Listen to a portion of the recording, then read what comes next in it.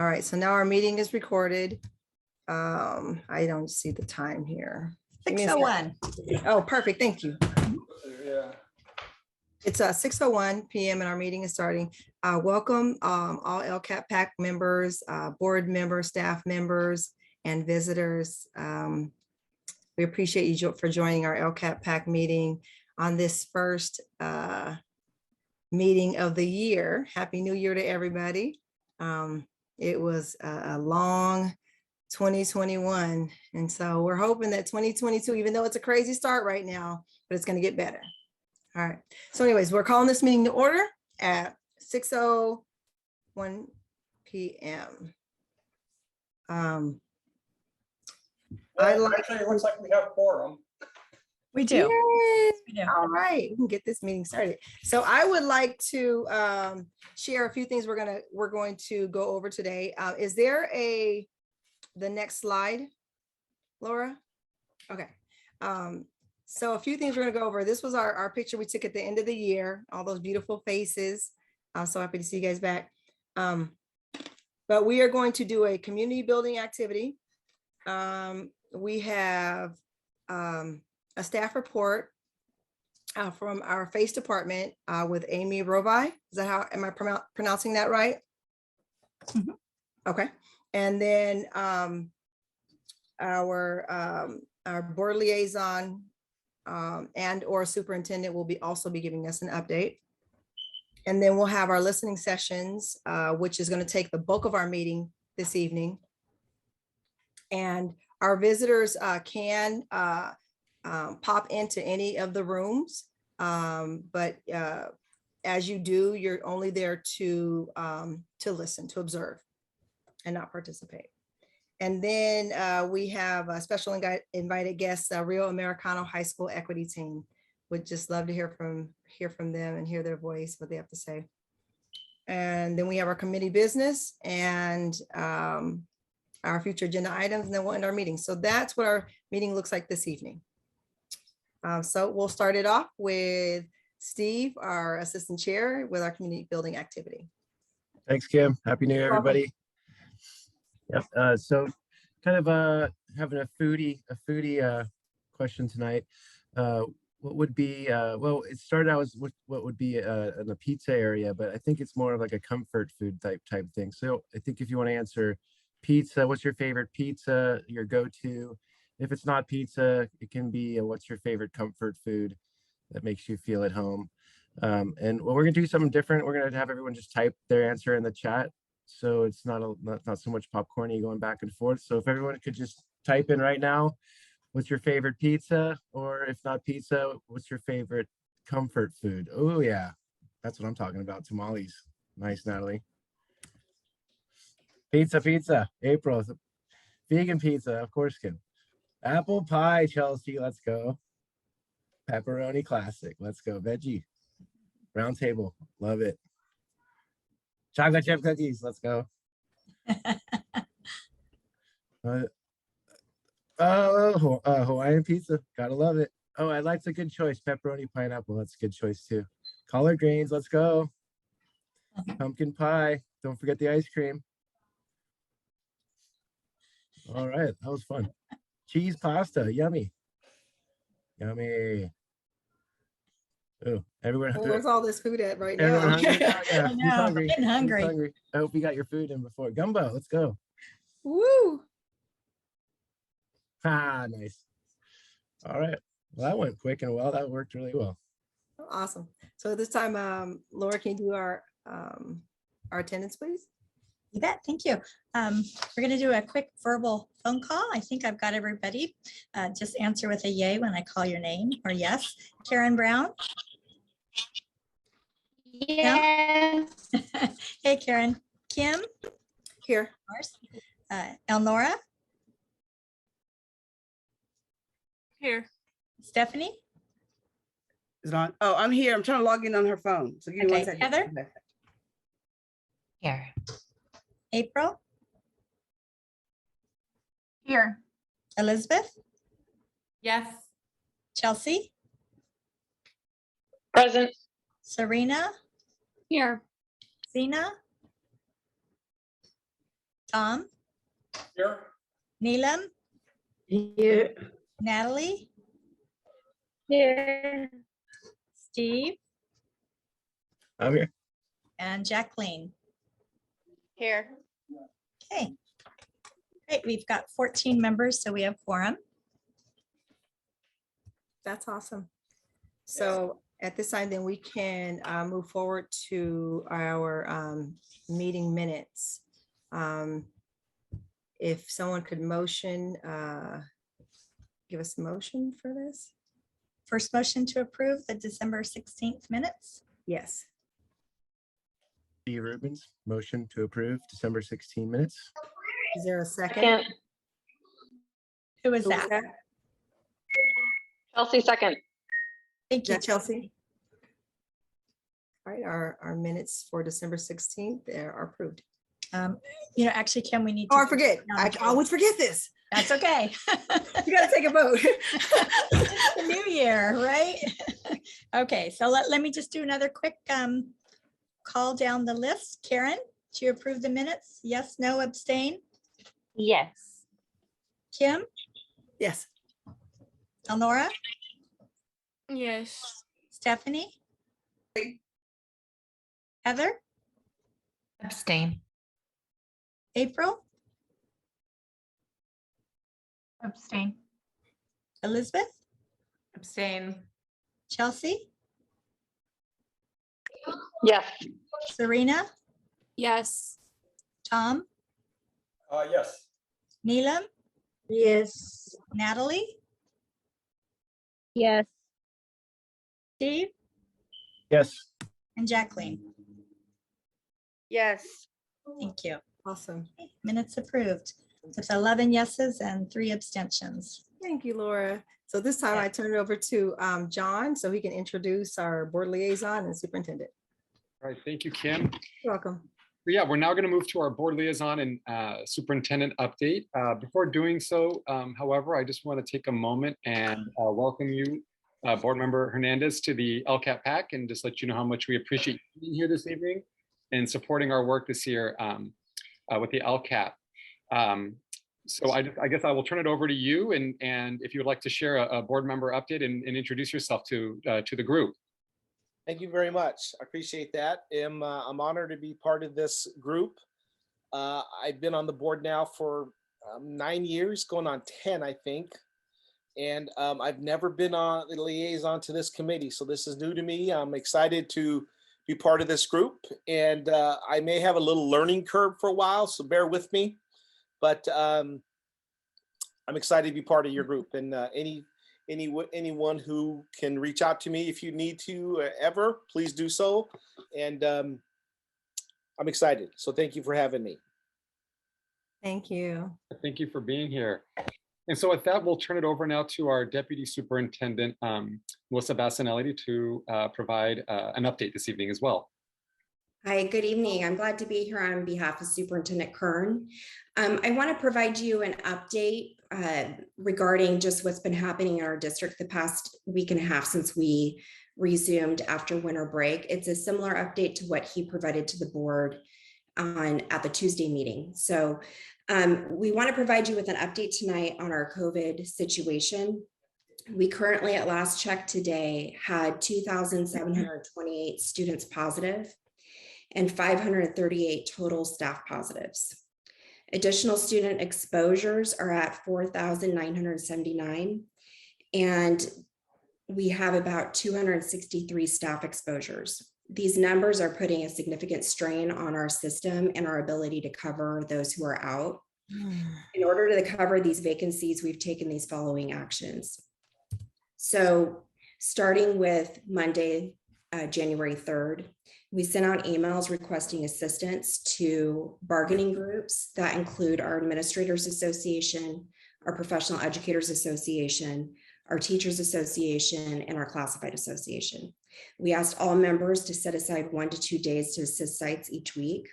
Many have agreed to assist and to come together with an all hands on deck approach. This includes leaders that involve our bargaining groups, such as the San Juan Teachers Association. Daily, we have had HR staff come in at about 6:30 in the morning. They look at the unfilled vacancies and they start texting and emailing members who signed up to assist. Each day, most of the positions have been covered by 8:30. Sites had also been covering positions with teachers on their prep period or non-rostered staff. So this strategy was effective through Thursday last week. On Friday last week, we moved to 100 unfilled vacancies. HR first filled the hot spots with those who signed up on our emergency contact list. Then they started texting and emailing all of the staff who were on the list to see who was available to fill in on Friday. We covered all sites by 9 o'clock. To have many of our district office staff, other support staff at sites, our San Juan Teachers Association leadership staff step up and sub on a daily basis has made a huge difference for us. This entire week has been similar to last Friday, where we have seen over 100 unfilled certificated sub vacancies each day. In addition, there have been front office staff support needs. So we set up a similar system to address these vacancies. We placed many subs in positions, and district clerical have also been assisting on a regular basis. Overall, there's been about 10 school sites each day that need assistance in the front office, and we've been able to find supports. In addition, we've had other staff who have been going out to sites to support them with contact tracing, the handling of test kits, putting together short-term independent study packets. About 20 people have helped with this.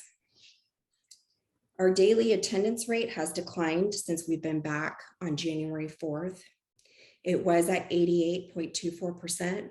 As of yesterday, it was down to 78.57%, with the number continuing to evolve as absence information is received at the school sites.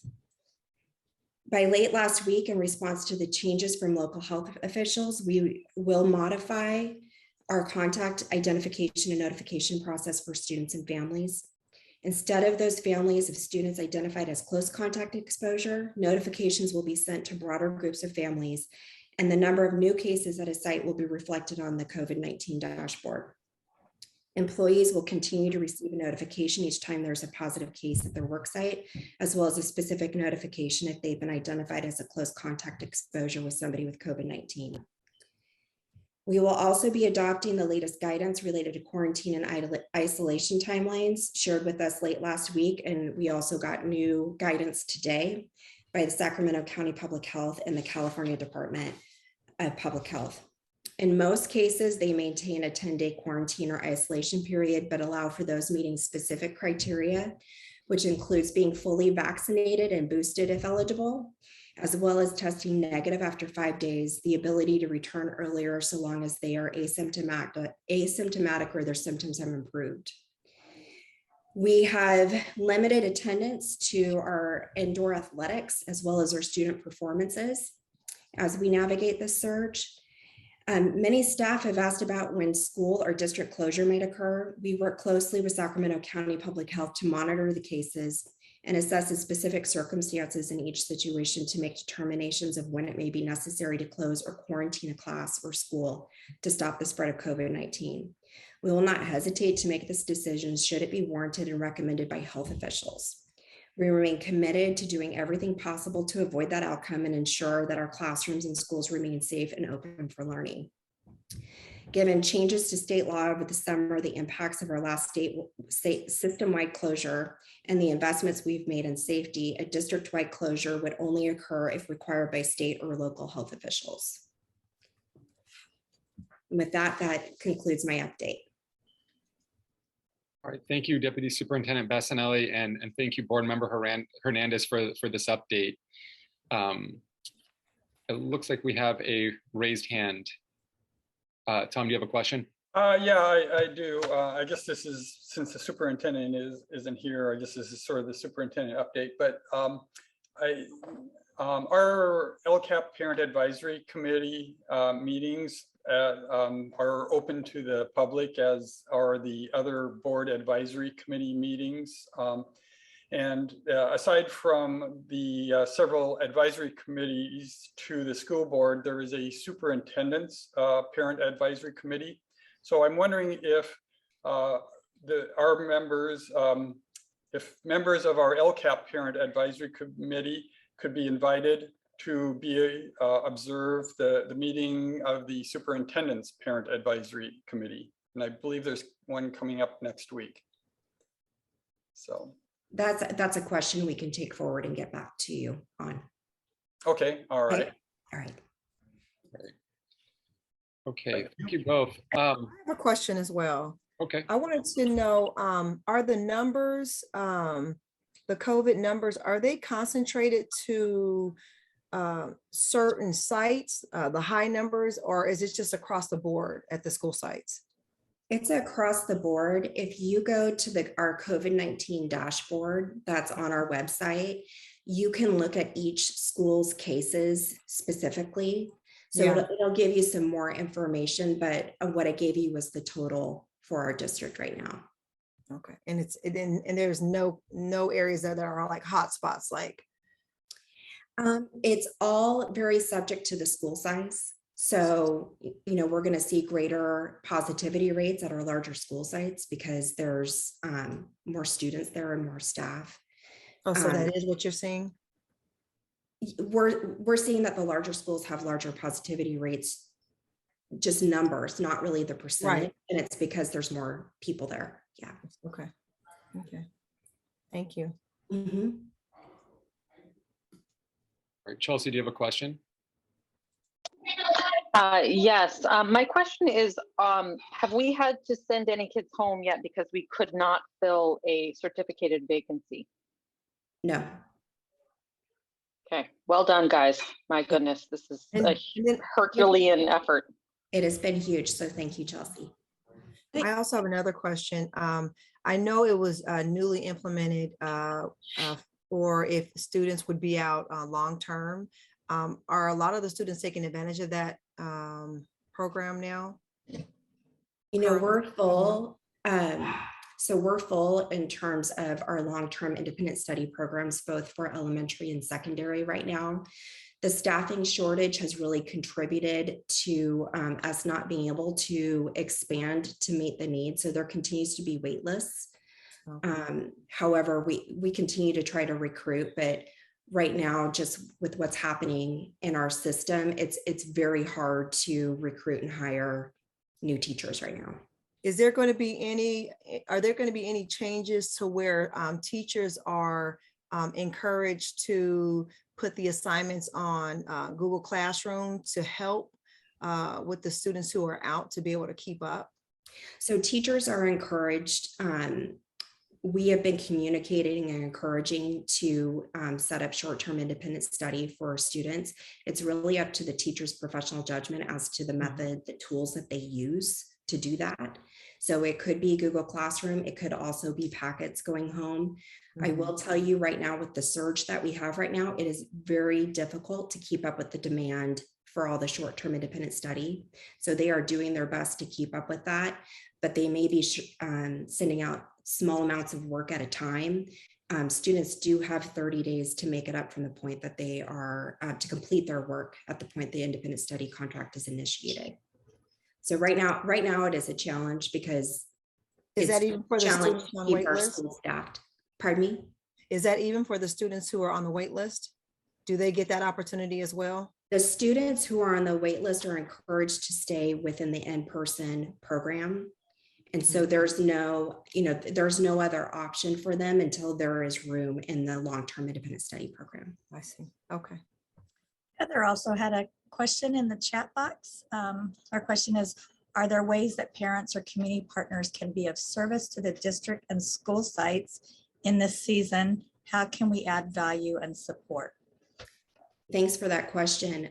Just continue, if you're able to continue to volunteer service, even if it's not in person, you could always help assemble packets that are going home to students for independent study. So I would just encourage folks to connect with their schools to see what are the different ways that they might be able to help us during this time. But I really appreciate that, Heather. Thank you. Are they letting parents volunteer? Because I've asked and I keep getting told that the district has said no parents can volunteer.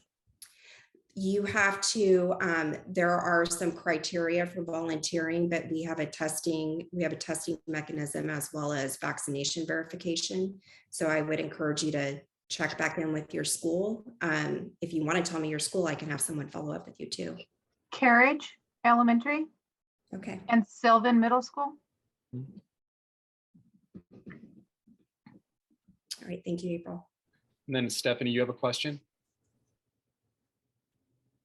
Yes, I do. Okay, so question, Melissa, what was the numbers for students? It was 20 what? 2000 what? It's 2,728. And staff was 538. And that's Okay. all that data can be found on our COVID The dashboard? Yeah. Okay. And then the other question was, the substitute pool that we had when we went on lockdown, and some of the substitute pool was when school opened up in August, people that weren't, had a position, I guess, that was in the substitute pool. Let's just say, okay, I was in the substitute pool as an employee, right? And they didn't have a position by the time school opened. They went ahead and terminated their positions, but they are eligible to be rehired again. So even though I got a position offered in September, but I would have to go through the whole paperwork and everything over again, which is a big thing. But are we able to get those employees back that we went ahead and terminated in a substitute pool, so we can have the extra staff or volunteers that already had their documents and everything in fingerprints process? So it can actually limit the time of like the parents that want to come, and I bless them that want to come and help volunteer, or the community, or people that we're trying to employ now. But the other people that got terminated since they didn't have a position when school started, can we get them back and reactivate their stuff so they won't have to go through that long process of fingerprints and background checks and everything else, since everything was already done? It's my understanding that HR had reached out to all the previous subs, but that's something that we can just make sure that they did. I mean, they didn't, because I even went to HR everywhere. Yeah, I went to HR in person and got a printout, and they didn't.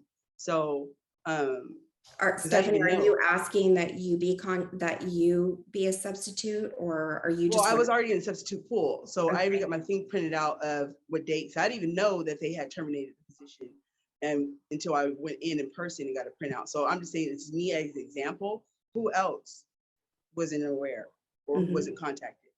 So I'm just saying, is there a possibility that we can reach out to those to be back in the substitute pool? So yeah, that is something that we can follow up with HR. Yeah, so it'll just take a less stress off of the HR department. Thank you. Serena, I think you have your hand up. Would you like to ask your question? Yeah, so amongst like students at my school, especially, like I know a lot of us are worried about missing school just because our grades are dropping. And my question is, like during quarantine, for example, we had that system switch to credit, no credit, or versus grades. So I guess my question was, for students who come back to school after being online for that long, have there been any great accommodations for those students in transitioning back into the classroom, like making up tests for subjects that they might have learned online, or, you know, all that learning that they missed, especially in math with things that build on top of each other, or language classes? Have there been any great accommodations for those students, or are there discussions of having that implemented? Serena, that's a great question. And we've been meeting with our principals and talking about how we can best support students while they transition back and forth, and particularly grading with equity in mind, and, you know, allowing for multiple opportunities for work to be turned in or grades to be improved continues to be a conversation that we have. So yes, but it's because our system's so big, it really is kind of a case-by-case basis, which I know that you probably already know by talking with your peers and probably just from your own experience, right? Yeah. Yeah. But that's something that we'll continue to follow up. There, you know, there was legislation related to the class of 2022 meeting the minimum state graduation requirements. And so that's still in play right now to help support students who might be struggling. So that's something that we're going to be following up with students, particularly as we're in the second semester, to see how we can best support students in reaching their graduation goals. All right, thank you. And And then- Serena, I just want to give a shout out to Serena. She did an amazing job presenting to the board on Tuesday night. So great representation of our students and then the PAC. So thank you. Way to go, Yeah, great Serena. job. And then Chelsea, I just want to see, is your hand still up from the previous time, or is this an additional question that you have? Sorry, new question about the subs. I saw your request for parents, if they have a bachelor's degree, to come and sub. And of course, I'm sure you're aware of the governor's executive order that allows districts to hire subs directly, and they don't have to get a permit through the CTC anymore, or for the next 2 months. My question is, are you seeing a delay in fingerprints coming back from DOJ? Or are you able to process those sub applications quickly? You know, Chelsea, I don't have that information because that's going to be held in the HR department. So I don't know. Okay. Okay. All right. And then I see Heather, you have your hand up. Well, Heather, it's good to see you. Hi, thank you. I'm back.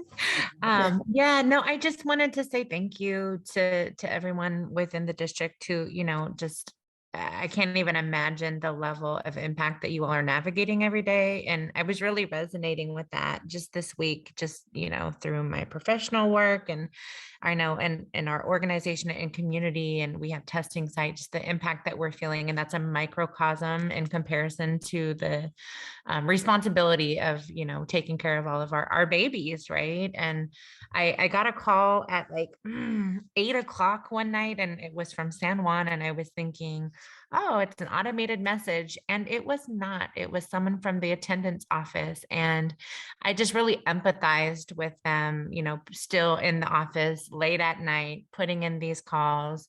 And, I know that there's so much need, but I just want to say thank you, like, honestly, as a parent, from a parent perspective, because our kids are worth it. And you all, this is unprecedented times.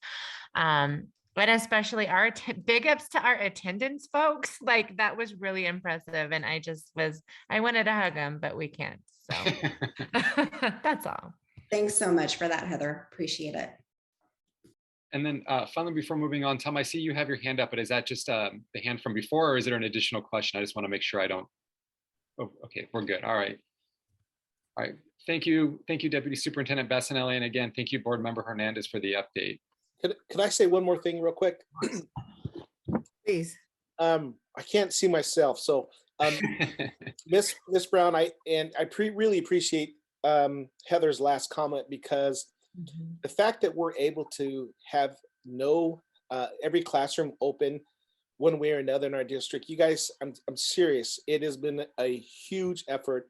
When districts around us are having 100, 200, 250 lack of a body in a classroom, and we have 0, you need to understand what a huge effort everyone, such a collaborative group of people that have kept our classrooms open. And I mean, if you only knew how bad the other districts are and we're not there, I mean, huge props to our team. So thank you for Heather for recognizing that.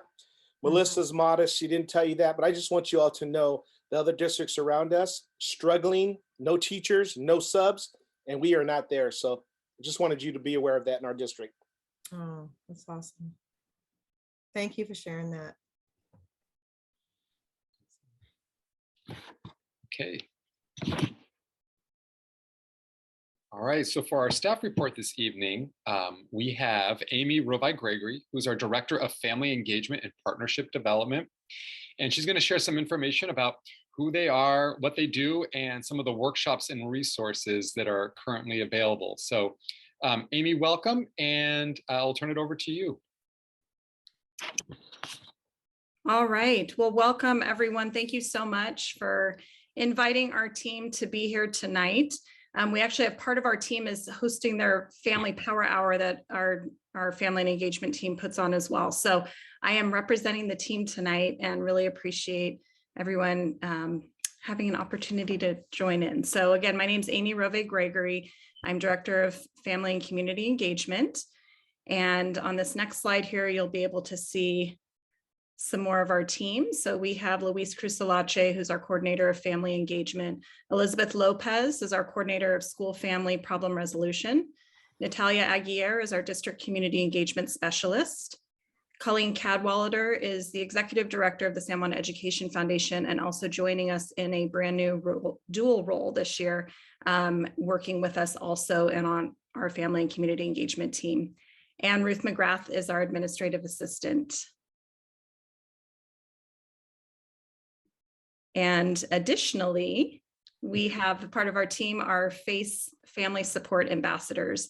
And these family support ambassadors, they are placed out at various high schools. So we have 3 of them assigned this year to high schools, Del Campo, Encina, and El Camino. And our 4th one, Kimber, we have at San Juan Central in a new role, which I'll talk to you about in just a moment. Some of the redefining that we've done this year in lieu of the pandemic and best ways to help support families right now. But our parent family support ambassadors really work on helping target 6th through 12th grade, working with ensuring that students are graduating. And so they help provide those supports for not only the students, but the families as well, navigating the A to G requirements and beyond.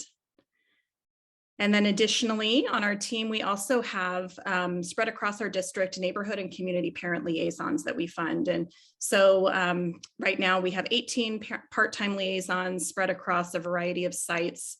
And additionally, we've brought on this year a brand new community liaison that we have with special education to help ensure some partnership with that. The goal really with our liaisons is to build relationships with families and support the schools and the department's goals around family engagement. And there are some examples of just some of the tremendous work that they do. They really are the eyes and ears with all of this, and they help work with families on a daily basis. And we appreciate all the work they do. And so really you can see here, we bulleted some of the things that family and community engagement does. Our ultimate goal is to help build capacity with students, families, staffs, and departments to really help increase family engagement and create meaningful school-to-home partnerships. We know that research shows that meaningful family engagement positively impacts youth outcomes across various domains.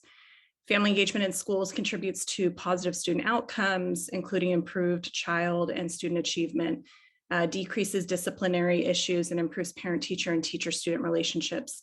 And all of that, of course, improves the school environment, which helps close the achievement gap and the opportunity gaps.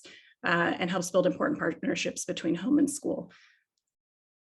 And then on this next slide here, we also know, though, that we've been really challenged with the many challenges that have come with the COVID-19 pandemic and the tremendous effects that it's had on every aspect of education, including family and community engagement.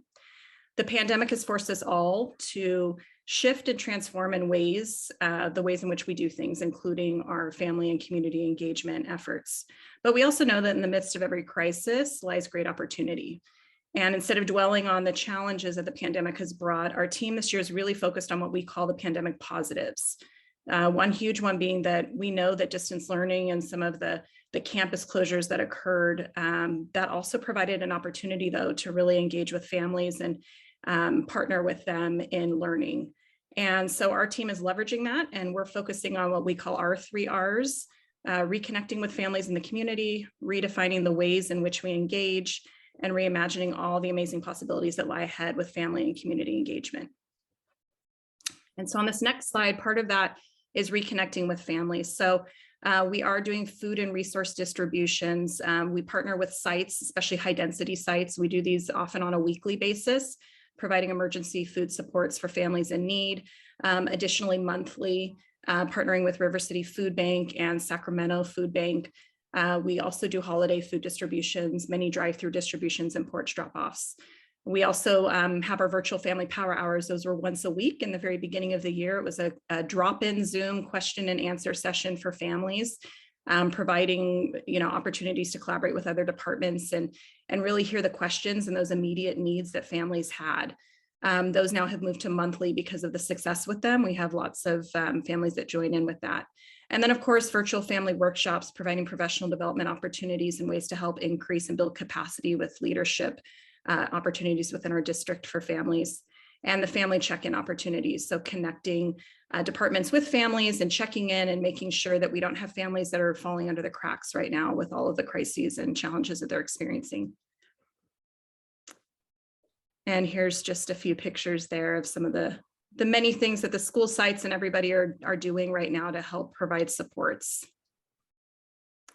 And then on the next slide, so additionally, we also know that with reconnecting with families, it's also important. We can't build community outside if we're not building community inside. And so we make sure that we're reconnecting with our schools, departments, and partners. We made sure as a team, we visited all 64 school sites at the beginning of the year within the first 4 weeks of school to really not only meet with the site teams and the families and get some needs assessments done to find out, but help customize a family engagement plan. We have a monthly newsletter that goes out to all district departments and employees to help provide resources so they can then build capacity and provide those supports to families, including more monthly morale boosters that we send out to every school site so they can also build community within their schools. Because as Deputy Superintendent Bastinelli explained, it's definitely been a very challenging year. And so and then we have community connection meetings. So many of you on here, I know, shout out to Heather with Mutual Assistance Network. They join in all the time with many of our meetings and help provide those supports as well. So it's really important to be building capacity with our community so that they're aware of the things that are happening within the district, but also ways that the district can partner with them to help provide those important supports for students and families. And then here are just a few of the pictures and things that different sites are doing to help provide those supports and some of the morale boosters. But also, huge shout out to all of the school sites that in the midst of all this, they're still finding creative ways to safely engage with their families, bringing families, on campus to be able to provide supports and immediate needs, but also finding creative ways to connect community partnerships. And then we also know that part of this is redefining family and community engagement roles. And so, as I mentioned in the beginning, our parent family support ambassadors, we've taken one of our ambassadors and placed them at San Juan Central. So that way, every family that's enrolling has an immediate welcome ambassador that connects with them, identifies needs, supports, anything they need. We know in a district as large as ours, sometimes navigating some of the supports and knowing where to turn is difficult. And so that is her job, and she helps with doing that. Which also is helping take some load off of the school sites as they're facing the staffing challenges and the time constraints. So by meeting with these families ahead of time, she's able to then connect with the school sites, let them know, hey, we've got a new family coming in that might need support with housing or might need some supports with medical. And that right away gets the counselors or any of the support teams at the sites to help. Our problem resolution coordinator, we've been able to work collaboratively to notice trends and patterns that are coming up. So that way we can preemptively address them through workshops and virtual power hours and contacting families as well. And then of course that dual role this year for the first time with San Juan Education Foundation has been really exciting. So Colleen has been able to join our team and then really be in the trenches, meeting with the teachers in the classrooms to find out what is it that they need. So that way the foundation can be responsive and provide those supports immediately. And so this next slide here, you can see one of those big ones was our Afghan refugee donation drive that we did in the fall. This was in response to the crisis that was happening in Afghanistan and the fact that we had many, many families that were impacted by that. And so we quickly pivoted. We were able to partner with the San Juan Education Foundation, raised nearly $10,000 online through their donation platform, but additionally had all the community resources available to quickly get food, clothing, housing items, support with bills and utilities. And so that's been a great partnership. And then with that redefining, we know family and community education, the way in which we do education has needed to transform. And so we have the virtual workshop opportunities, not only for families, but also for our staff. We do these monthly opportunities for staff to virtually collaborate across the entire district. And that's been a wonderful pandemic positive with technology, is bringing people together We've had a district-wide virtual book club where we had over 100 participants that joined in to help learn how to engage every family in the midst of the crises that are happening. And then we know that our families need supports right away, and sometimes it's hard to navigate what we need to, who we can find, and especially with the short, staffing situations that we have in the office. So we created a digital resource library. So any of our community partnerships that provide events and opportunities happening, we load those up into that digital resource library. Office staff then right away, if a parent comes in and needs some support, they just click on that resource library and they can actually print out the flyers. If there's a medical clinic or any of those enrollment information, anything that's happening, they print it out and they can hand it to them right away. So that has been very helpful. And then last but not least, we've had to think of innovative ways to still be able to safely partner and engage our families. So our neighborhood learning project, you'll see a picture here on the next slide. This project is a great way. We started it pre-pandemic at Greer, which is where I had been a principal before. And then we've been able to still be able to host these all across the district now.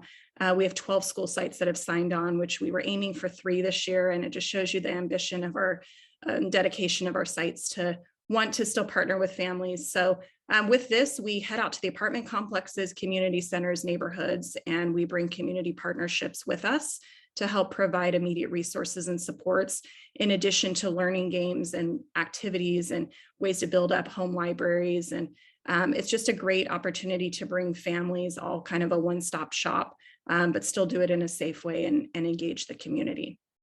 And our department is paying for that for our sites that are interested. And so, lastly here, we know that redefining our family and community opportunities is important, such as Neighborhood Learning Project.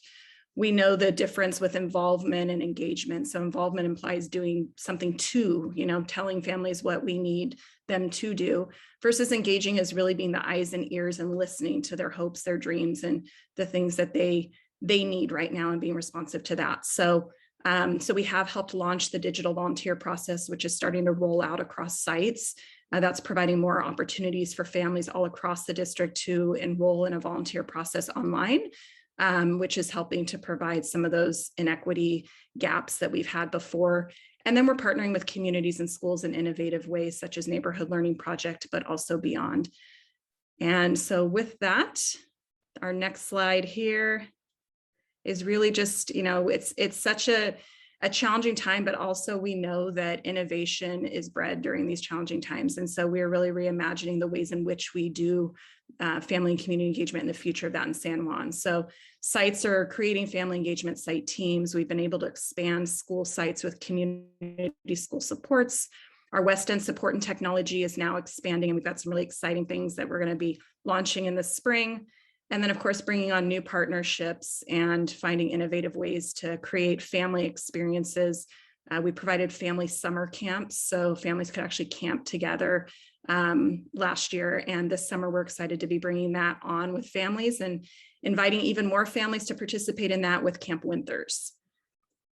And we do have, just so the PAC knows on this next slide here, we do have our very first ever family and community engagement virtual conference that will be happening on Saturday, March 26th.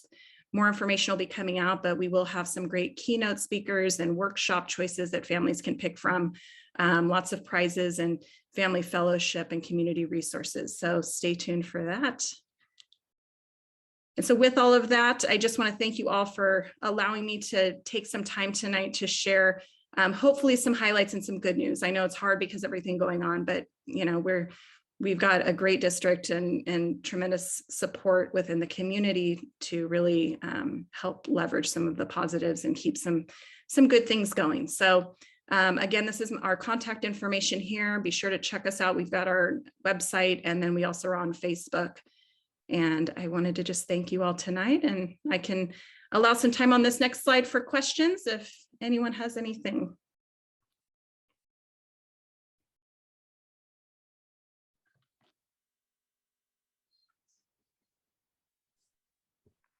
If no one has questions, I definitely want to say hello, Amy. And, I'm so happy to see this presentation to the LCAT PAC. This was one of the engagement opportunities that I was able to personally experience. And now I'm involved in LCAP. So to be honest, I'm like the, I want to say like the example, I guess, of what can really happen with FACE and what you guys are doing and how you really are touching the community. So I wanted to kind of give a shout out to you guys. I was a part of the summer program. I'm happy to hear it's coming back. It's definitely needed and necessary.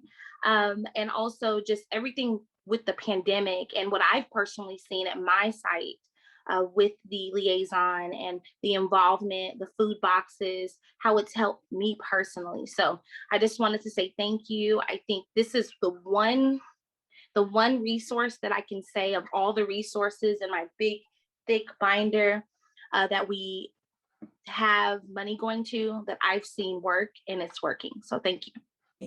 Thank you, Karen. I have a question. Stephanie has her hand raised, and then Tom. Okay, with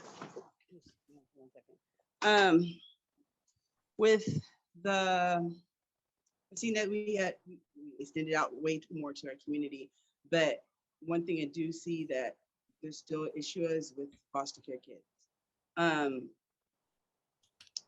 How are we reaching out by assisting them with foster care, or with them being in court and missing school and quarantine?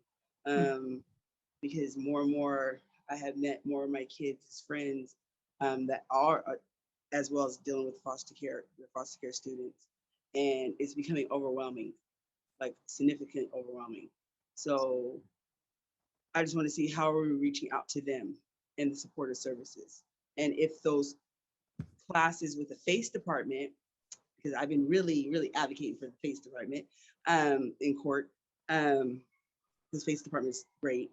So with the classes that are offered to parents in the community with the FACE department, can we use that in juvenile dependency for reunification with parents and students? Because I see a big significant change in those classes. They're very valuable. And so, so don't stop with those classes, but if we can reach out with those families and students of support, I like to see more of that. Because those kids are going through a lot where they're getting switched to a lot of homes more often during the school year, and the adjustment of the pandemic, it's taking a toll on them.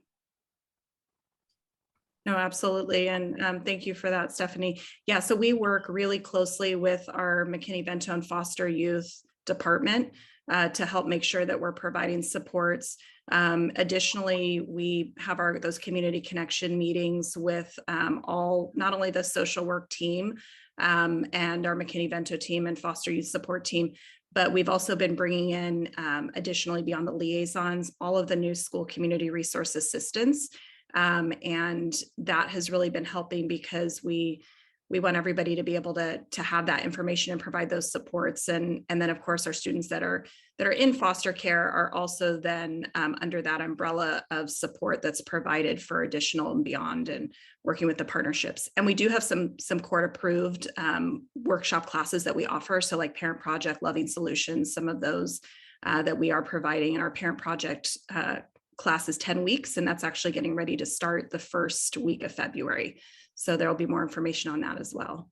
Okay, yeah, definitely add me on with Okay, that. yeah, no, Yeah, for sure. so yeah, definitely, because I've seen not just me, but other parents, we haven't got a notification even from McKinney. I had to reach out on my own. So it's just like, I think some of them are being skipped over. So as much as we have to tally up the numbers, you guys know how many students are affected in foster care. Yeah. So it's like, we need to reach out exactly to all those students, not just some or percentage of it, because a lot of us haven't been reached out.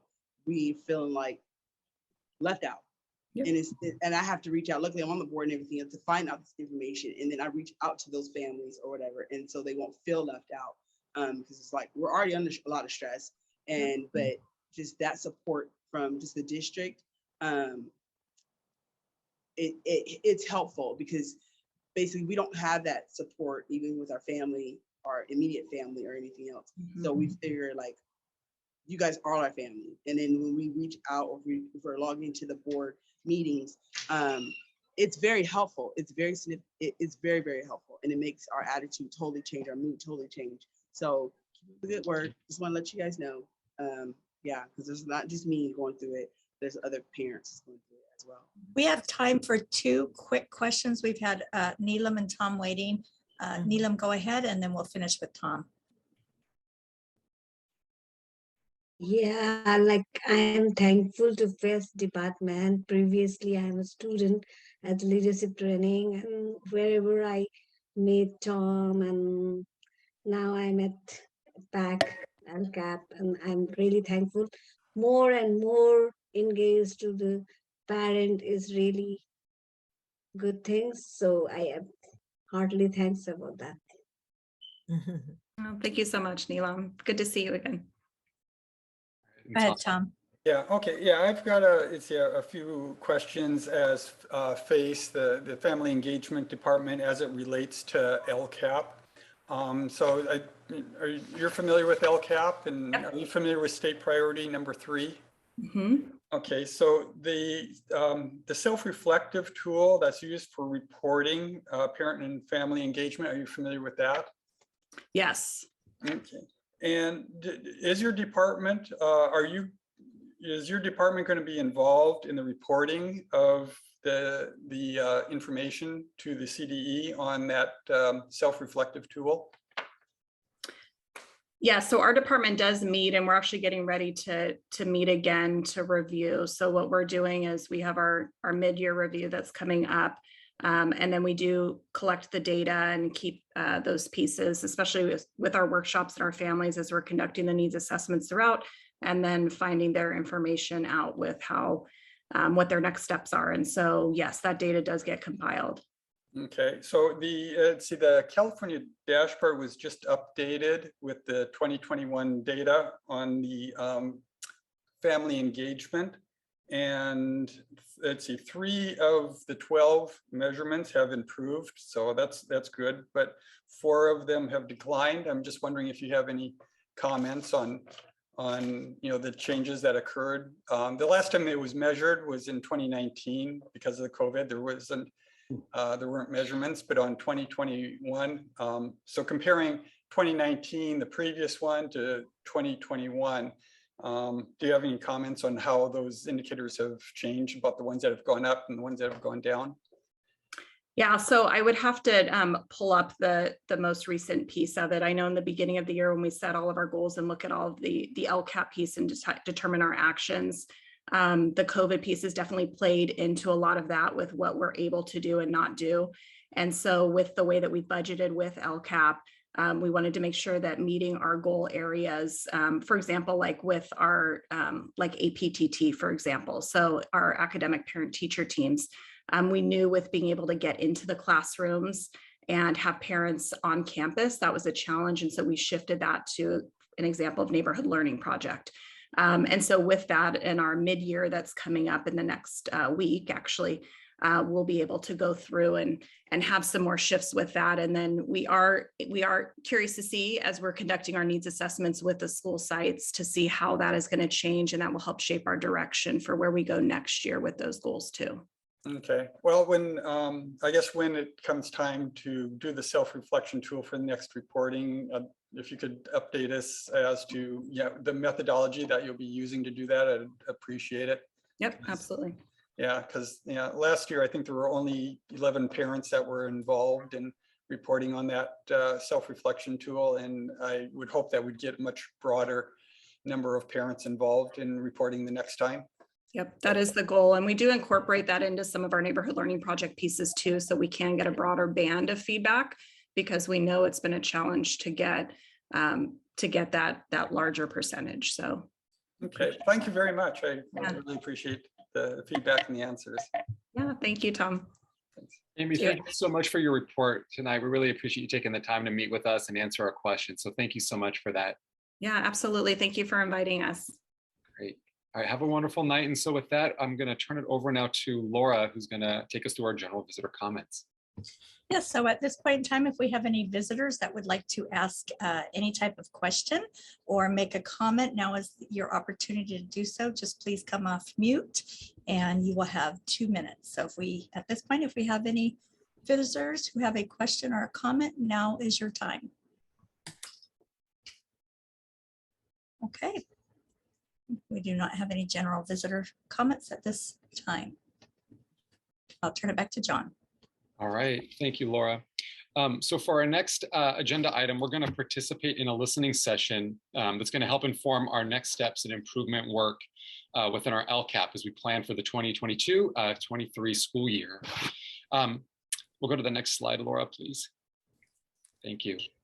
So as we've discussed before, the LCAP is a 3-year plan that describes the goals, actions, services, and expenditures to support the needs of all of our students, specifically for our English learner, low-income, and foster youth students. So tonight, we're going to ask some questions that have you reflect on your experience so far this school year, as well as provide some suggestions for how we can improve. The questions are aligned to our 4 LCAP goals and focus on feeling connected, safe, and supported at school, student learning, and future goals.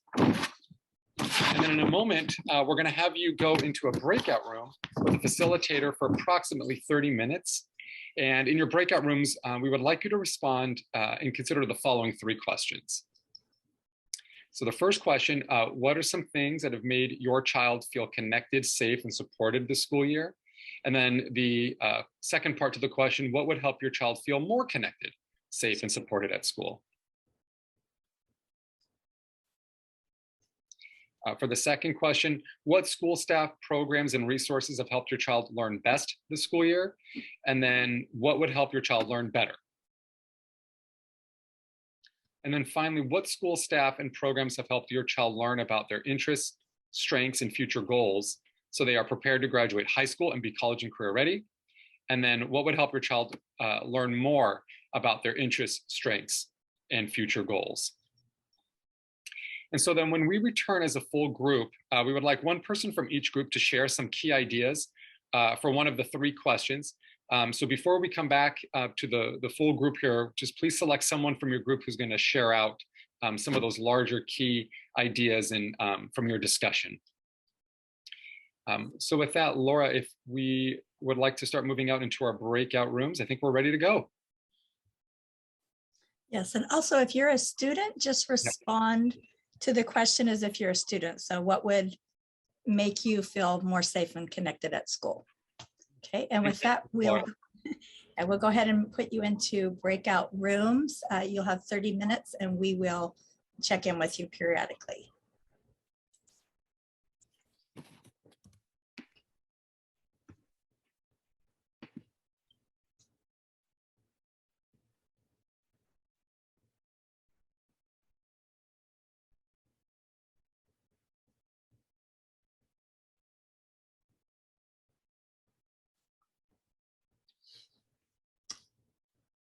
Anna, I see you're visiting with us tonight. Would you like to go into one of the breakout rooms and observe? Yes, I'm having problem with my computer, logging in, logging out. So of course I want to, can you? Okay, I'll put you into a room and it's an opportunity to observe what PAC members are, the ideas that they are to offer. I'll periodically jump in, and if you'd like to rotate to a different room, I'm happy to rotate you. Thank you so much. Mm-hmm. All right, so welcome back, everybody, and thank you so much for being so thoughtful in the responses. I have been looking at some of the notes that have been coming in, and clearly there was a really rich discussion in the group, so thank you for that. We'd like to take a little bit of time for the groups to share out some of those key ideas from each question. So our idea is, if you are, for example, in group 1, we'd like you to share out some of those key ideas and thoughts from question 1. If you were part of group 2, we're going to have someone share out some of those key ideas and thoughts from group 2. And then finally, as you can see here, if you were in group 3, have you share some key ideas from question 3. So I guess we could start with group 1. Group 1, do we have our representative to share out some of the key thoughts and ideas. All right, And Steve. then John, one other thing as well, is that if we still have time left after the share out, that everyone can begin to share in those different areas as well. Yeah, you got it. Thanks, Kim. Well, Okay, yeah, Elnora did a great job. Very proud of her. It's the first time student has. way to Right. go, Elnora. Yeah. My baby did a good job.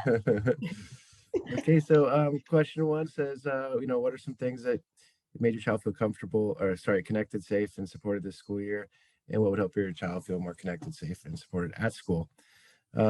So we really came down to people, staff and teachers supporting children, being there to greet them in the morning, being there at recess, being there at lunch, etc.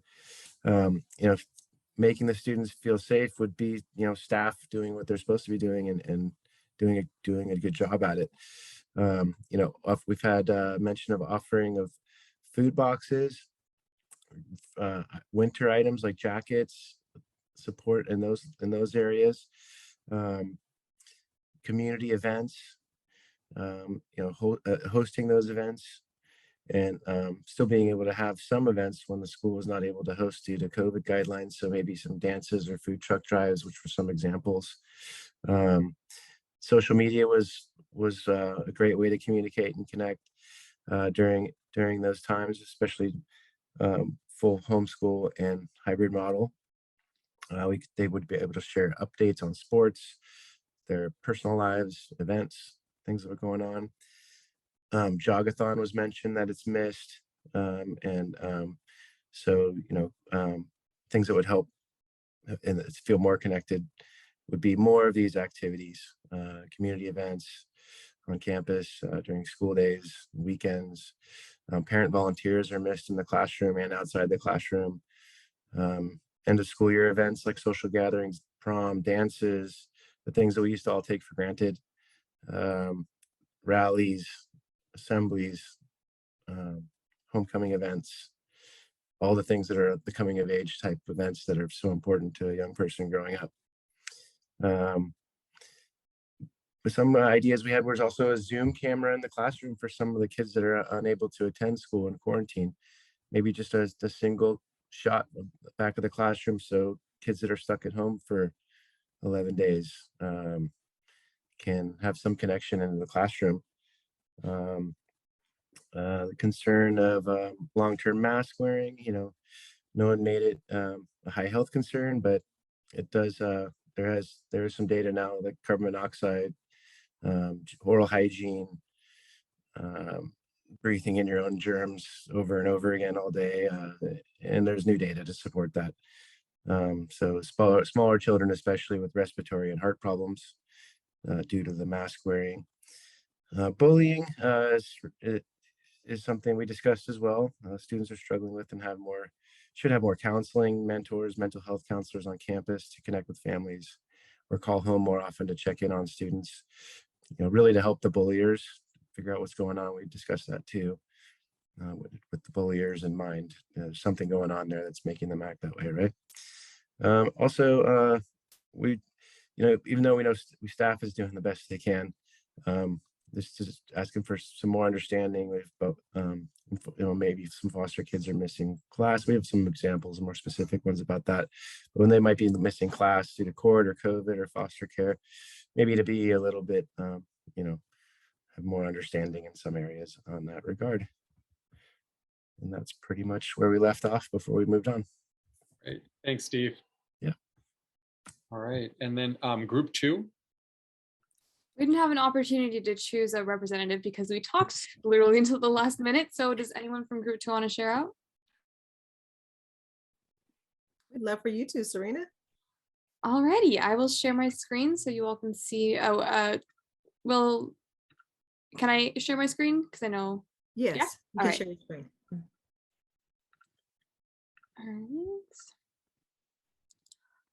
All right, so we had question 2. So what school staff programs and resources have helped your child learn best this school year, and what would help your child learn better?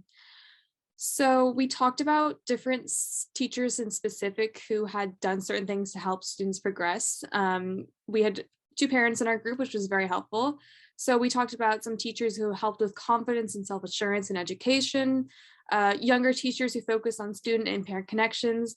And it was funny, Kim had mentioned an AVID teacher at Churchill who I actually had for science, one of my all-time favorite teachers. And she's incredibly supportive. She listens very well and she connects with her students. We talked about different programs that had helped student engage. So we talked about BSU at Churchill. We talked about Lexicor for reading. We talked about Civitas, which is at Rio, which is very engaging and good for creating relationships. And we talked about theater at El Camino, how it helps with engagement in a very specific social way. It helps students have good social networks. So a student, for example, who was a freshman coming into high school, who was a little bit shy, was able to break out of her shell and find a really good group of friends through this theater program. I experienced the same thing with Civitas. I'd come in as a freshman and didn't know a lot of people, but this program helped me meet a lot of good people who I'm still friends with today.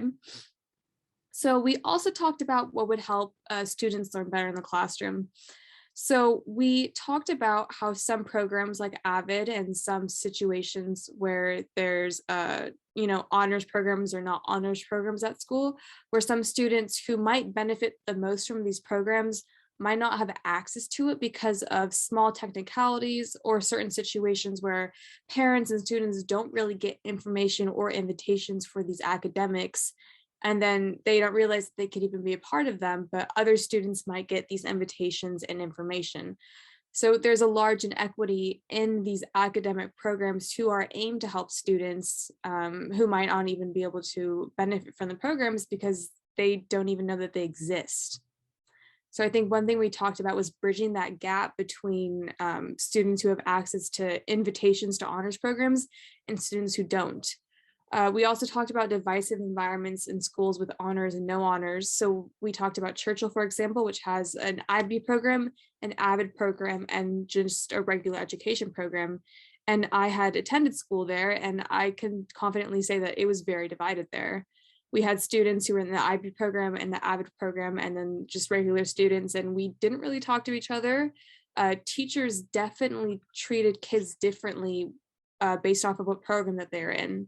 They might have engaged more with certain students and not with others. They might have offered more opportunities with certain students and not with others. So I think a big thing that we thought would help students learn better is bridging that gap between who gets opportunities and who doesn't. You summed it up perfectly. Thank you. Thank you, Serena. And then for group 3.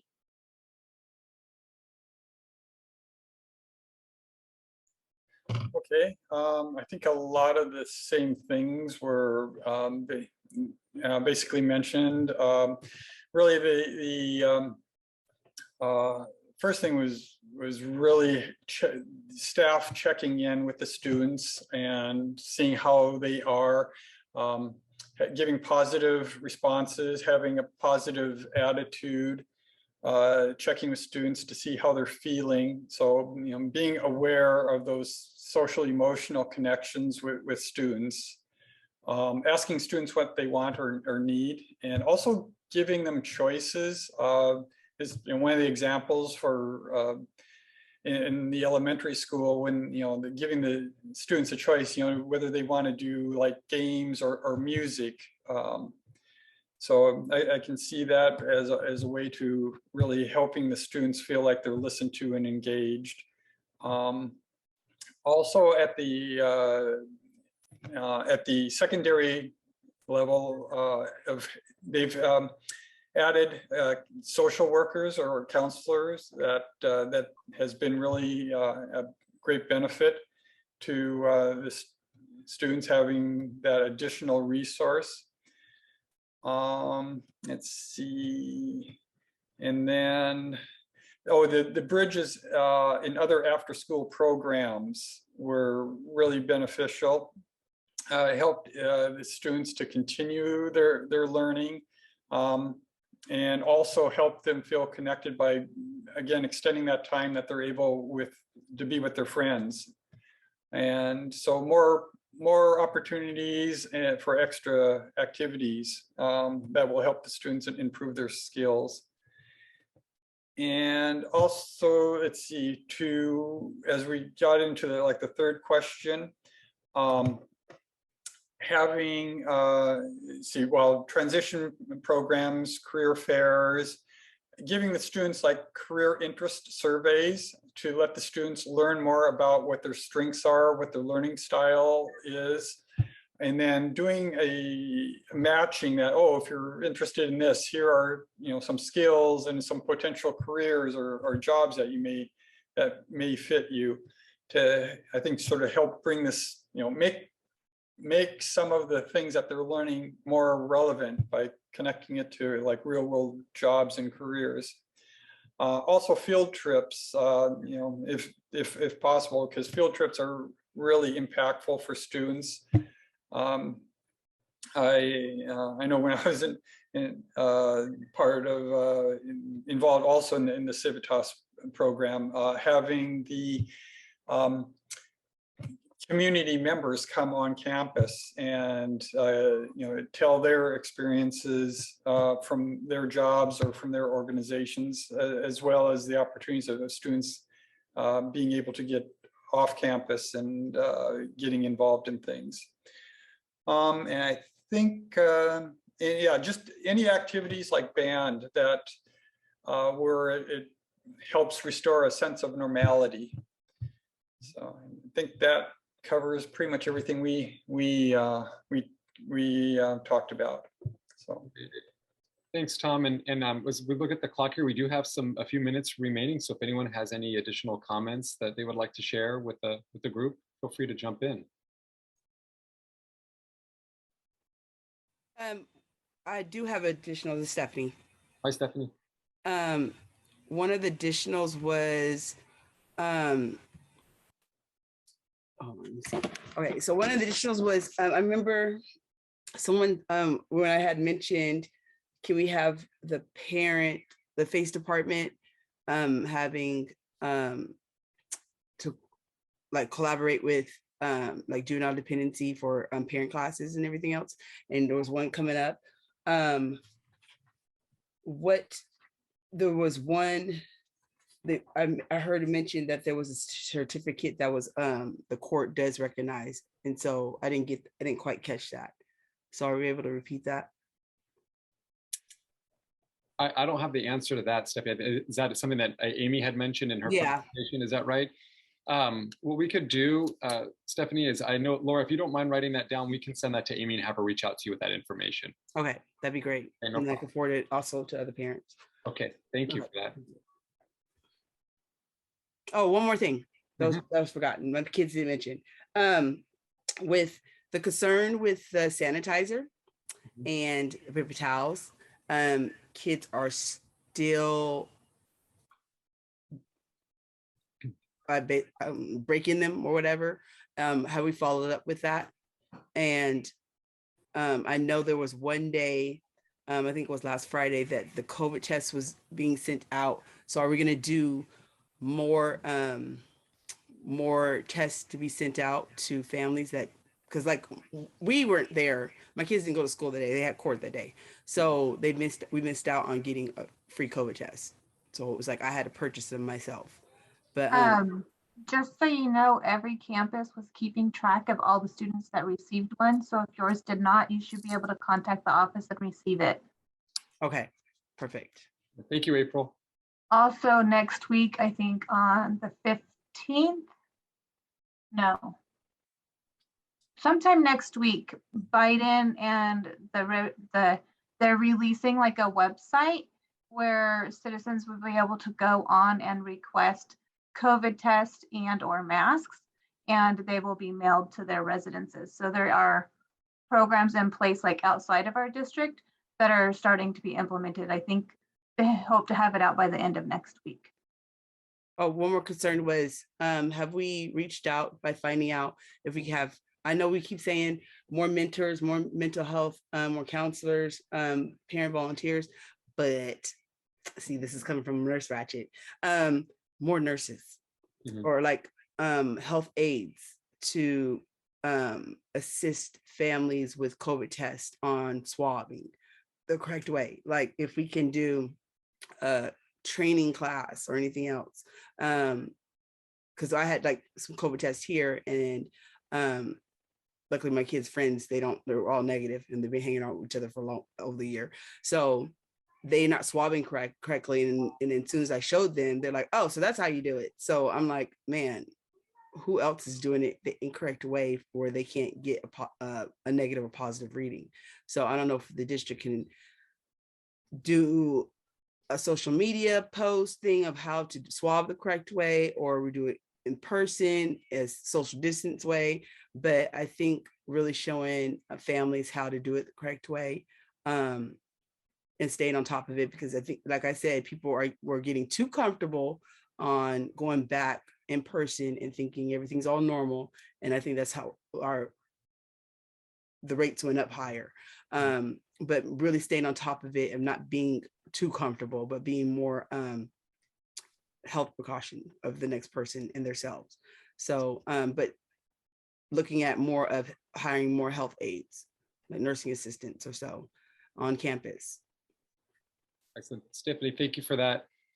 And so as we look here for like the last few minutes here, I guess I'll just close with just how are we going to be using the information that you shared with us this evening? John, I'm Yes. sorry. I had one more thing I wanted to share, and it was concerning question 1.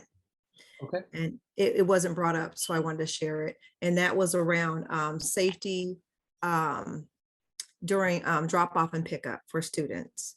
I've noticed that at one of my children's school sites, Cowan Fundamental, they had the police department come out, or SAC sheriff come out on multiple days just to help the parents to slow down on the streets. There have been at my older kids' school at Churchill, very close accidents almost going to happen on us on a regular basis with students all around. And so I feel like that's an issue, a safety issue that I'm sure we've addressed many times, but probably still need to work on. Mm-hmm. Can I piggyback on that with the pickup? Because since it's daylight savings, Nora's like, golly, I can't. Now I see what you're talking about. It's what, 7 o'clock or so, and like kids coming back from sports on the bus, it's late night, it's dark, and so there's a lot of kids be out there waiting for their ride, and some staff be leaving, and they're just still out there waiting. So that's like a high safety concern on after school sports when they're on campus still, and they're waiting for their ride to come pick them up, or they're walking long distance and they don't catch the bus or anything else. That's been a high safety concern. So it's like some of the kids, I have to make sure they get home and safely. So I just want to just throw that out there. It's just been a high safety concern, especially in the dark with the daylight savings time. Yeah, and Kim and Stephanie, I just want to share that would definitely be that's extremely important to bring up. And so that I would recommend contacting the school administrator directly to share that information if you have some concerns around either parking lot safety or Stephanie, what you had brought up about potential students being on campus and not having a ride home, not being able to call. So I would definitely reach out to your school administrator to share that information so they're aware of that. So our school sites, my 2 children, their school sites, they are aware of it. Great. Excellent. Okay, well, it's about 7:51. So Kim, I can turn it over to you for the next agenda item if you'd like. Okay, perfect. You know, actually, John, we just need to do a quick temperature check to see if we have any visitor comments. So at this point in time, always forget. John, we're just quick. That's all. That's it. Guys, you're just on it. At this point in time, we have an opportunity for any visitors to ask a question or comment specific to the agenda item, which we just covered, which was the LCAP PAC listening sessions. So do we have any questions or comments from any visitors? If so, just come off mute and go ahead and ask your question or make your comment. Okay, I don't see any visitors with any questions or comments, so we will move forward. Kim, it's all yours. Perfect. I'm gonna start screen sharing just a second here.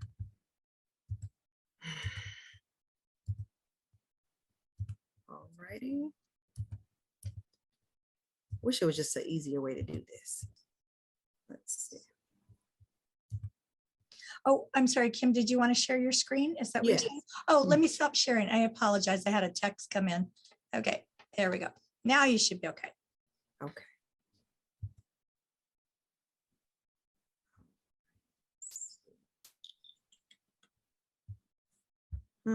What I have, it's not to share. Or I'm gonna log off on the other device and just keep this one on. Yeah, I noticed that you did that. Thanks, Yeah. Stephanie.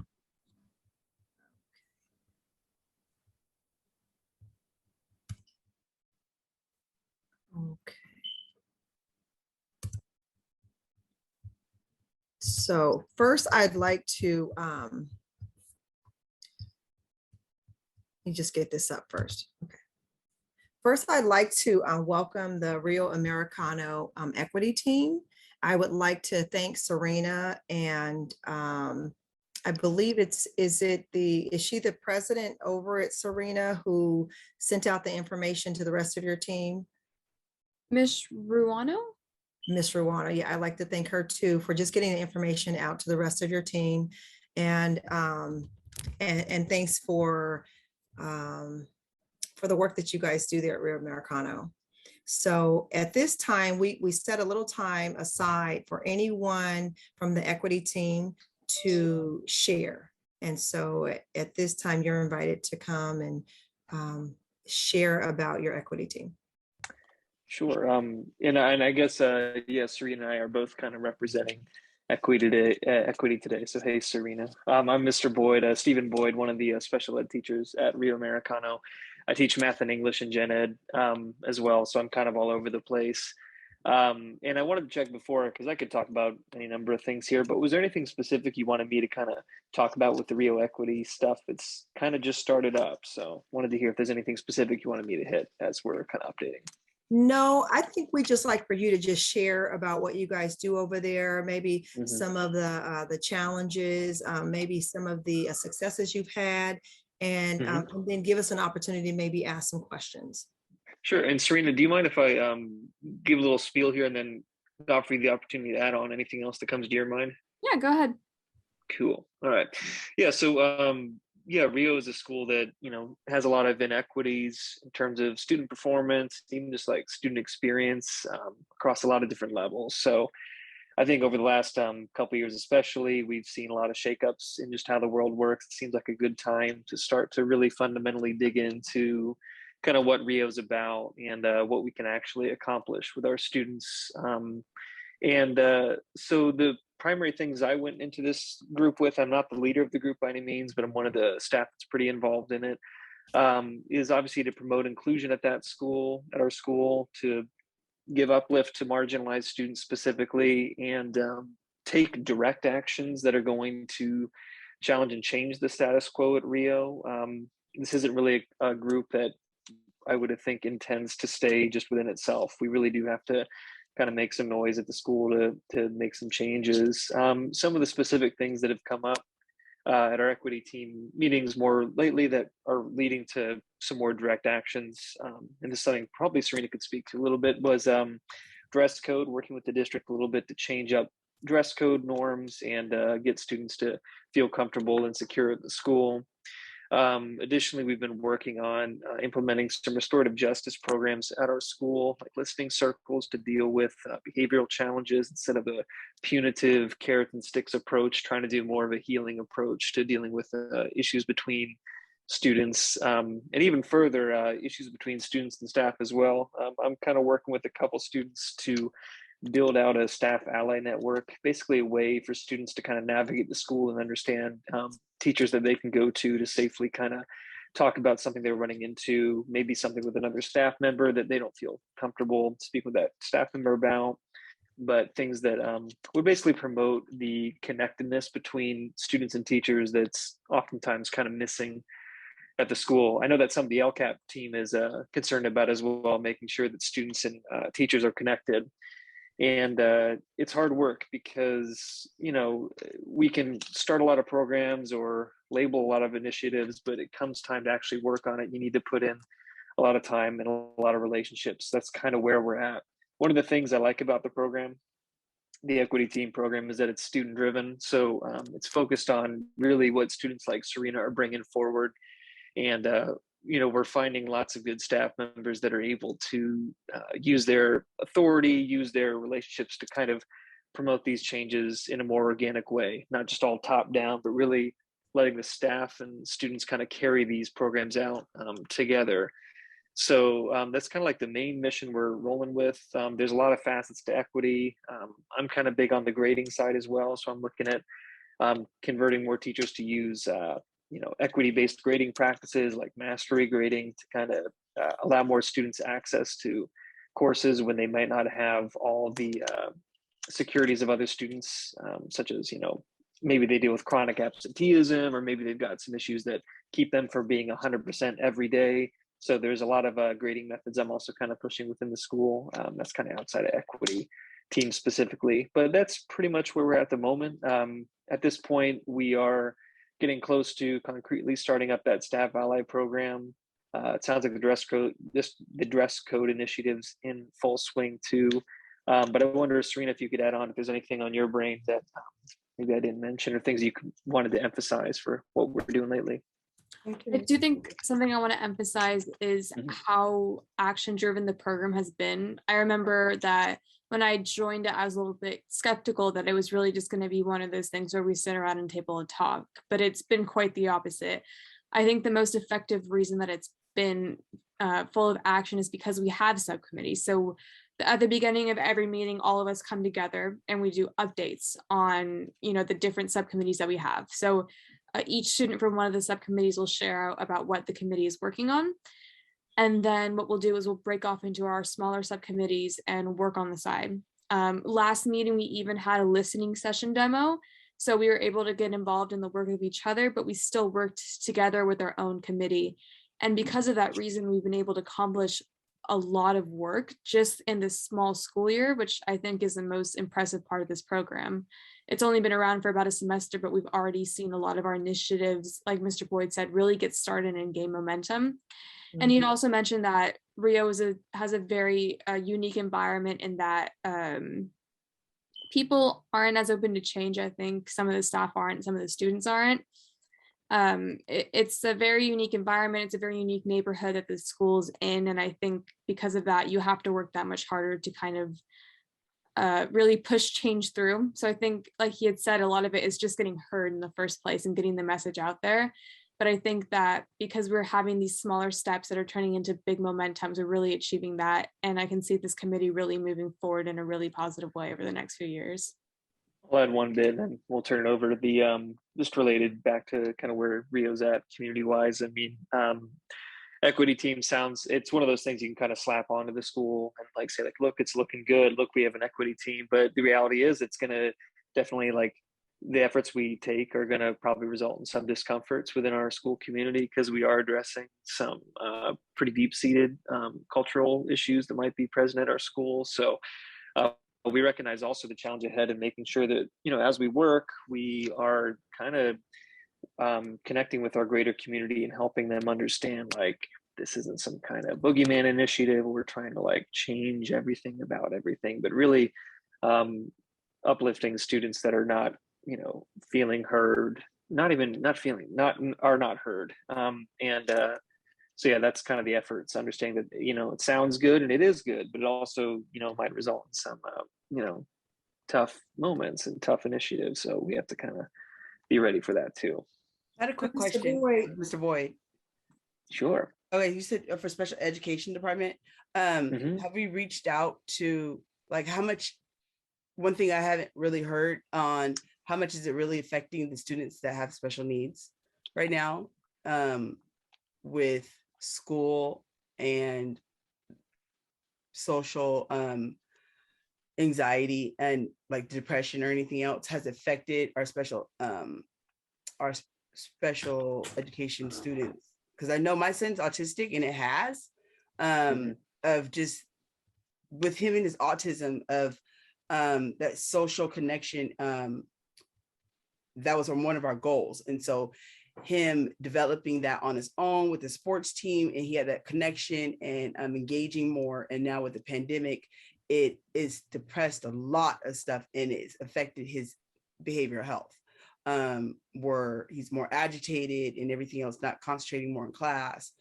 So have we reached out more with our students that have special needs? That's my concern. Well, yeah, I mean, so this kind of speak my language right now. I mean, one of the realities of these student clubs, even student staff clubs, they attract students that are generally pretty involved already, or at least that have that kind of motivation. They have a good track record at school, let's say.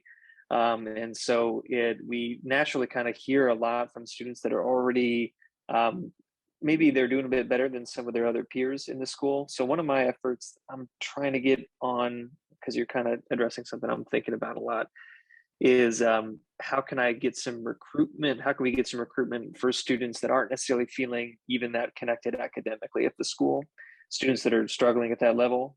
Because they don't really have, I don't think, a lot of representation yet within the group. I mean, it's only been out for a few months, but I mean, you can anticipate, like, when we're offering a club like that meets after school with like teachers and students to talk about, initiatives, that might not always be something that students are super excited to do if they don't feel like they have the trust in the school to begin with.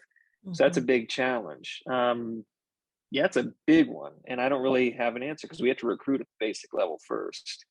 But one of the things I want to address too, another thing that I think about a lot, and this has come up a couple of times, but especially in terms of like social, behavioral, but really just like, personal, like spiritual healing at the school at this point.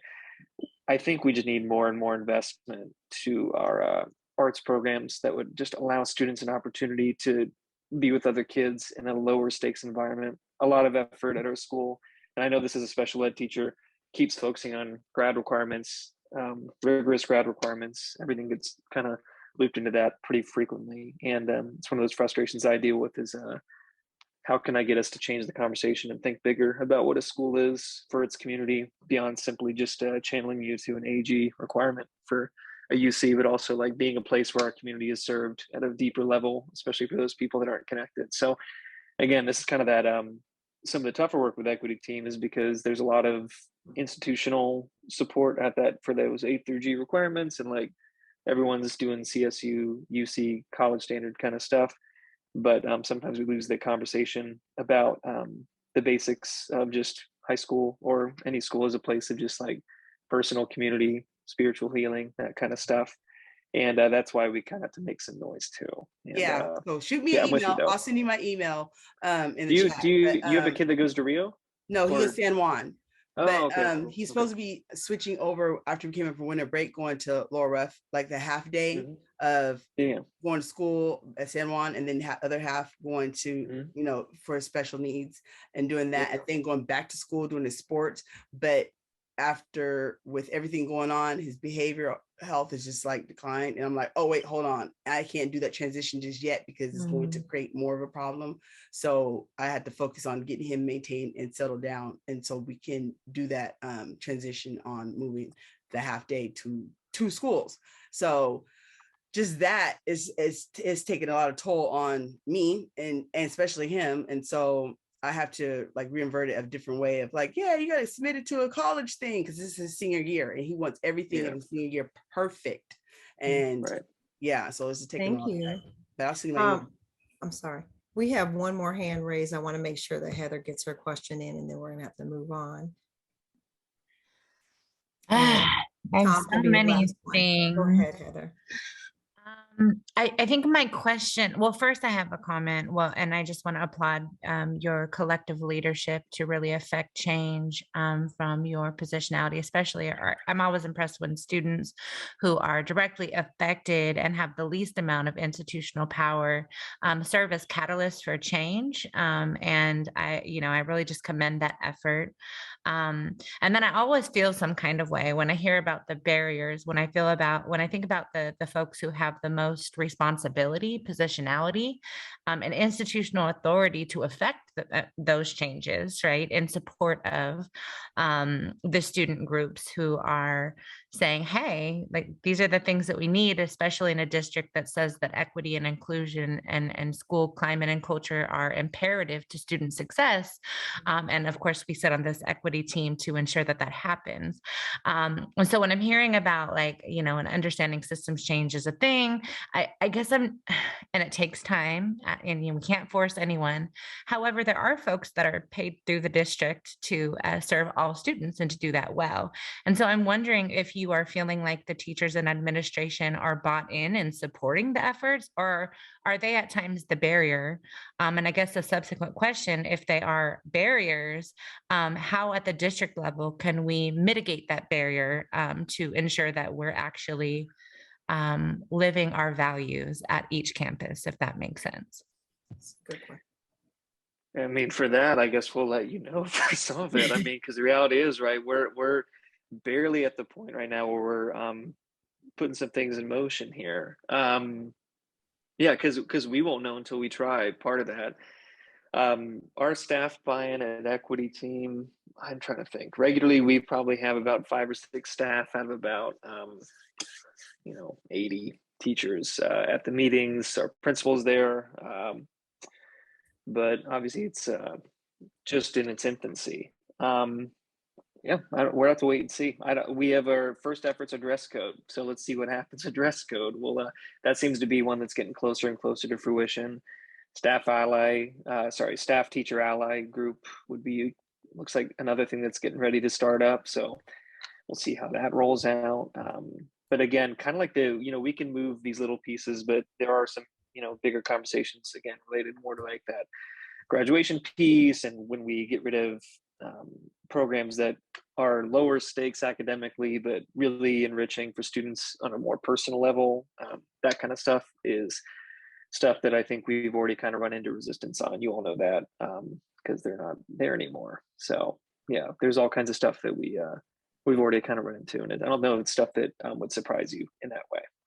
Speaking on dress code, I can say I'm anticipating a lot of resistance from staff. I actually presented at a staff meeting about the changes of the dress code. And we did send out a survey in the Zoom chat just to kind of collect ideas. And I will say that some of the comments that were shared were, I would say, a little bit aggressive. I remember one, the survey was completely anonymous, but one of the responses was, why are we even having this conversation? And I was sitting there looking at that and I was like, all right, it's good to get different perspectives, but it's also hard to accept that perspective when there's not very much respect, so I think as a student, I'm in a weird middle ground where I'm having a lot of support from administration. Mr. Kelly has been very supportive with the dress code initiative. But I do have some teachers, I have a math teacher who will just kind of go on small rants about dress code. And I'm sitting there, in class thinking, all right. And right now I'm thinking about seeing that teacher tomorrow and wondering if he's going to bring something up about it. So I think getting further into this dress code initiative, and I think the Staff Allies program, I've worked with Metzley a little bit on that. She's a student who's running that.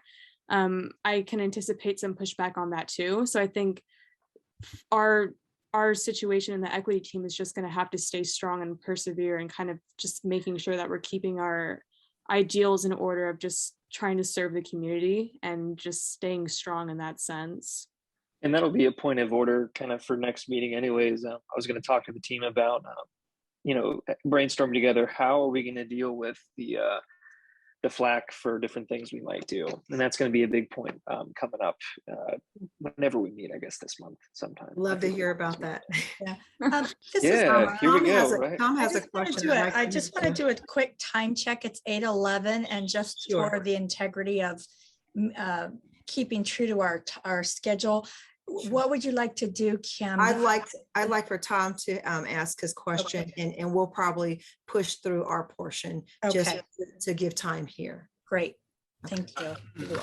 Yeah, so see, this has to do with basically, students being connected. Our LCAP, we have 4 focus areas, and one is, the number one is connected school communities. And this has to do with how the students are connected and engaged.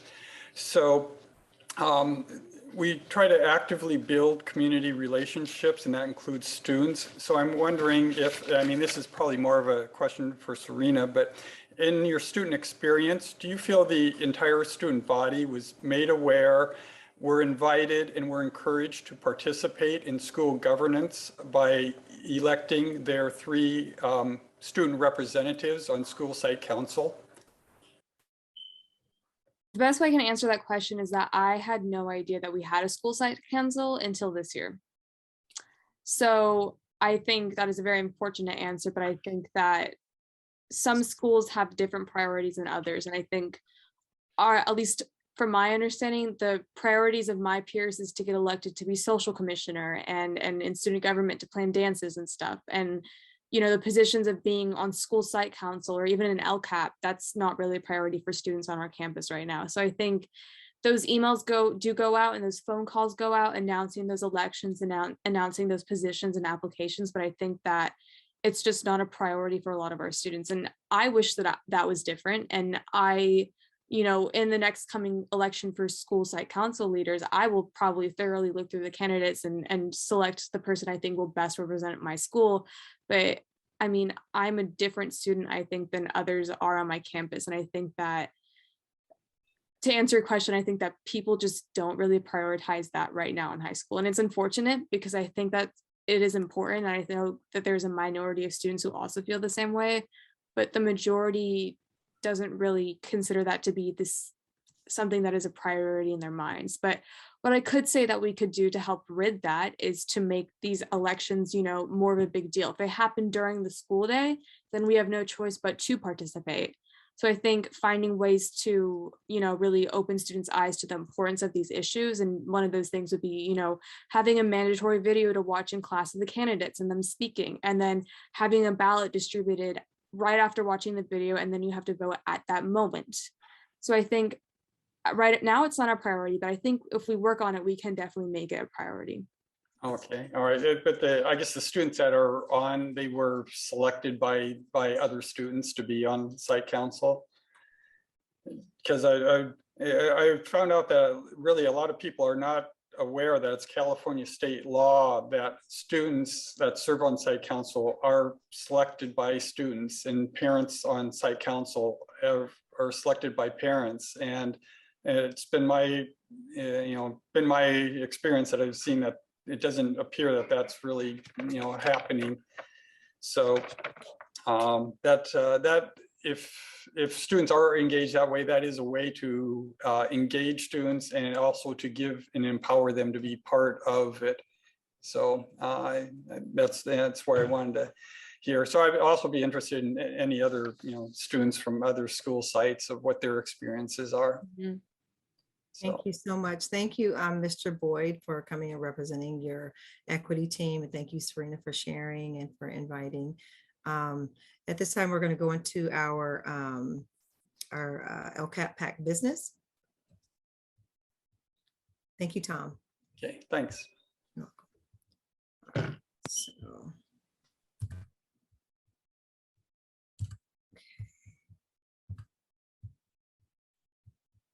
let's go back. Okay. So we're going to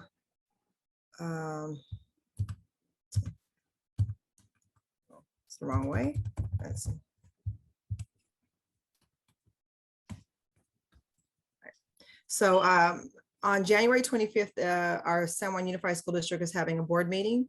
I just wanted to give you an update on our bylaws pertaining to students' elections. It will be addressed at that meeting. And our January in-person meeting, we are going to put that on hold for right now, just because of the rise of COVID. And we will discuss it again in our February meeting and potentially schedule it for March. Kim, just to let you know, right now there's a governor's order that we don't have in-person public meetings through March 31st. Oh, so okay. That's why the board meeting went into Zoom. So we'll just follow that, but it'll be good to to talk about when we would like to resume in person. after Okay, that. that sounds good. So maybe in our March meeting, we can have those discussions. That sucks because I'm on my dinner time. Okay. Now our LCAP PAC directory, it has been updated. Thank you so much, Tom, and thank you to all our LCAP PAC members. We have everyone's photo currently. So thank you very much. We will be putting this on our agenda for February, just to see how everyone feels about our directory being put on the website. And we'll discuss that in February. At this time, I'm going to have Tom give you an update on our California dashboard. All right. Okay. I guess one of the things, well, actually, can I share screen here? You sure can. I'll stop sharing. All right. And I say we probably have about a little less than 5 minutes. Okay. All right. Well, to kind of lay a little bit of a foundation for the dashboard. With LCAP, lots of things change from year to year. But one thing that does not change and has been part of LCAP since it was first came into existence and will forever is that there are 8 state priorities. So those 8 state priorities have to be addressed in each and every LCAP.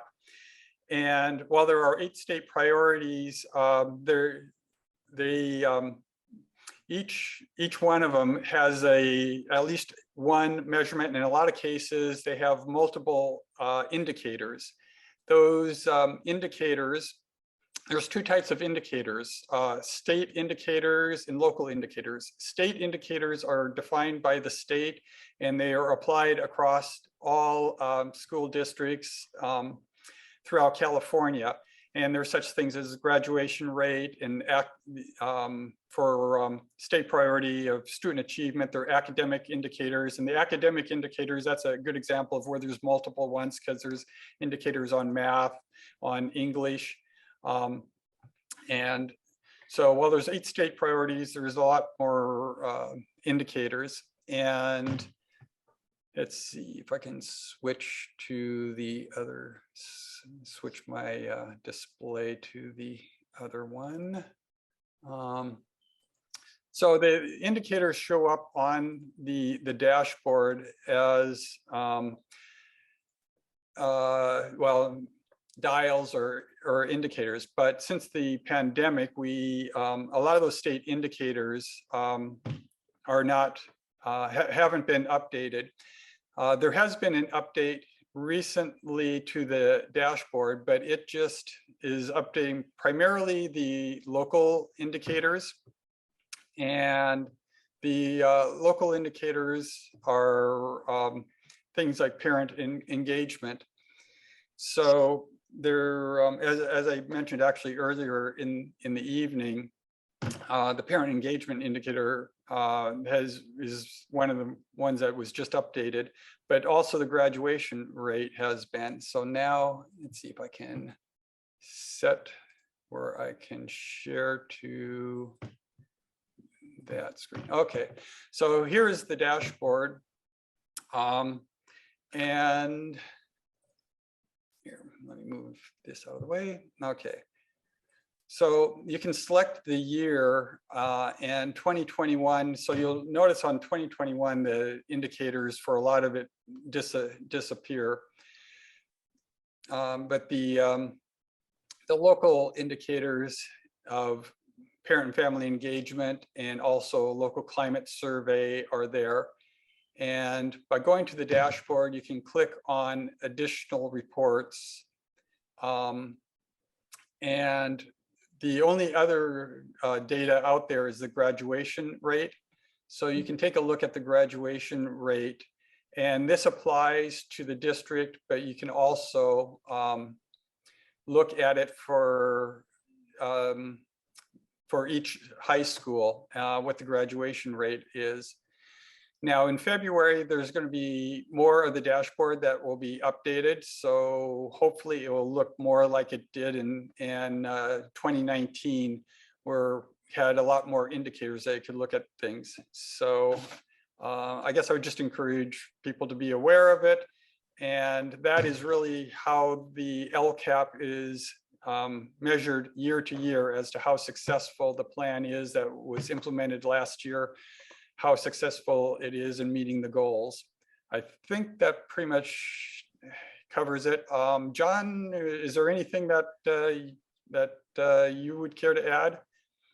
No, Tom, I think you did a great job. Thank you. Thank you, Tom. That was awesome. Okay. Let me go back here. All right. Let's see. Why am I stuck on this screen?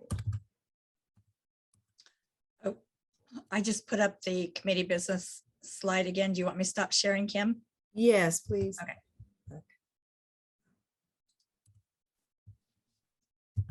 Okay. So the next thing, we are going to skip these two agenda items, and it will be put on our February agenda. Actually, it will not be put on our February agenda item. I'm going to send these out in an email to our PAC members.